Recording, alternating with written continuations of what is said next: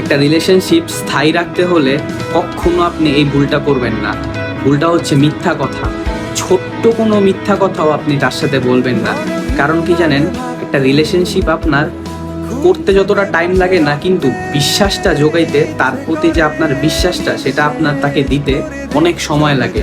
কিন্তু সেই বিশ্বাসটা ভাঙতে না সময় লাগে না। আপনি একটা মিথ্যা কথা বলেন, সে যদি ছোট্ট হোক, সে যদি মিথ্যা কথাটা একবার আপনি ধরা খেয়ে যান, তার আপনার প্রতি সন্দেহ জাগবে, তাকে আপনাকে নিয়ে উল্টা চিন্তা ধারণা থাকবে। তখন আস্তে ধীরে এই সন্দেহ হইতে হইতে হইতে হইতে একটা সময় যায় রিলেশনশিপটা টিকবে না।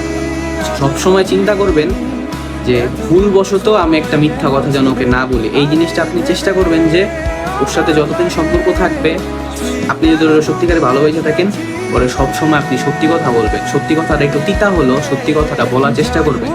সত্যি কথা বলে একটা দুটা বোকা খেতে পারেন, কিন্তু মিথ্যা কথা বলে তার মনটা নষ্ট করেন না, তার মন হারায়েন না, ঠিক আছে?